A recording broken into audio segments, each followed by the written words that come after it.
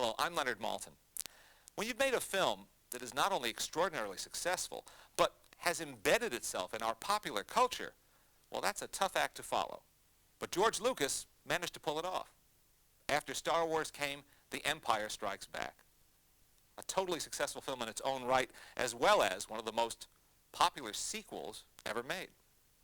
And he's here today to tell us a little about the genesis of that film and its place in the Star Wars trilogy. Thanks for being here, George. Thank you.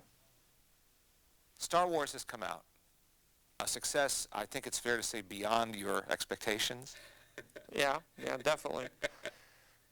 At what point did you receive a commitment or an urging to do a sequel?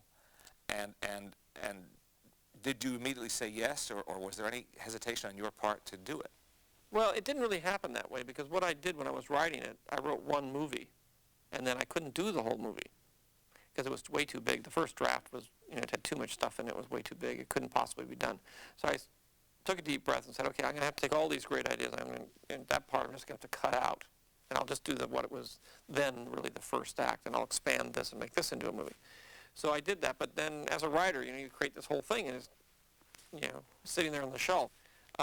So as soon as the film was successful, there wasn't any question in my mind that I would immediately go on and do the rest of them so I could finish it. What to you is the biggest difference, overall difference, between film number one and film number two? Well, the biggest problem I was grappling with in film number two is the fact that it's the middle act of a three-act play. Now, some people find it a darker film than the first. It is a darker film because in the first act you introduce everybody. The second act you put them in the worst possible position they can ever get into in their lives, and it's and they're in a black hole, never able to get out. And in the third act they get out. That's just, again, that's drama. That's the way it works. You don't have an exuberant, happy second act. What was the biggest technological advance between the making of one and the making of two? Well, there wasn't really too much of a technological. We refined what we had primarily, but there wasn't any giant technology. The major technological break was in one, and that was using motion control cameras and that sort of thing to allow the ships to be able to move freely and that sort of thing. That was the big advance. Everything after that was we were able to do more stop motion. I was able to do a lot more things. They weren't really technological advances, but I was able to get a lot more into stop motion, which I couldn't do before, and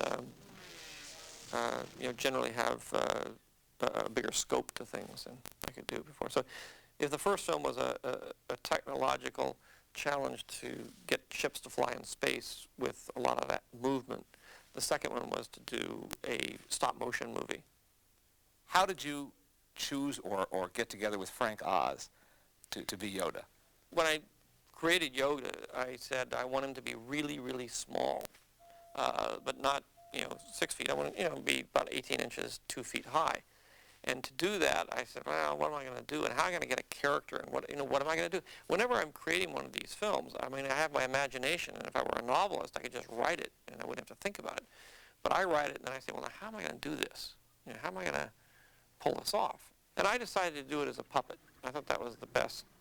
And so I'd known Jim Henson, and I went to Jim and said, do you want to do this? Because I really asked Jim to do it first, and he said, well, I'm busy, I'm doing this, I'm doing that, and I'm making a movie and all, and I really can't, but how about, Frank? Frank's the other half of me and everything, and I said, well, that'd be fantastic. It's an extraordinary creation. I think it was exciting for everybody, because it was the idea of taking, and Jim was very interested in doing realistic characters, that weren't really Muppets, and so we all really worked together on it. Tell me about how you first met and worked with John Williams. I had known Steven Spielberg for a long time up to this point, and we were talking about the film real early on when I was writing the script, and I said, I want a classical score. I want the corn gold kind of feel about this thing. It's an old-fashioned kind of movie, and I want that grand soundtrack that you used to have on movies. And he said, the guy you got to talk to is John Williams. He did Jaws. I love him. He's the greatest composer ever lived. You've got to talk to him. And so I did. And it was really Stephen that introduced us and recommended him. And, you know, I talked to him and said, okay, and he said he was interested. So he did it, and he's a dream to work with. You know, he's a most wonderful collaborator. Didn't you at first want him to use existing classical music? Is that true? No. I had written it to certain pieces of music. I write to music.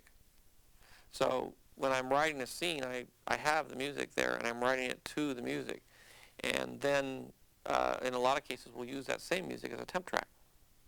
So there was temp tracks of classical music in the score. And with Johnny, you can say, look, I want something that feels exactly like this. You know, you understand the emotion here and the emotion there and what's going on. He said, yeah. And then he will take that and he will come up with his own composition and his own themes, which are uniquely, you know, Star Wars themes in this case. But he'll give it that same emotional thrust that was in the classical piece. He knows exactly what I'm talking about, and he's really conscientious in trying to get the director's vision on the screen. What kind of feedback did you get to that incredible climactic scene in Empire when we all learn who Darth Vader really is? I was nervous about it, but in the end I didn't get much of a reaction out of it. I mean, people, you know, were curious about whether it was true or not. And I purposely left it so that it would be ambiguous, so that you wouldn't really know, and people would sort of debate it for the next, again, I had 2 more years or more to, you know, I wanted people to sort of debate whether it's true or not true, or like sort of thing. Well, George, as you know, people are just nuts for these movies, and to learn so much about them and what went into them and what inspired you is a real treat. No, thank you. It's fun. I hope that people continue to enjoy the films because it's nice to think of them as being timeless.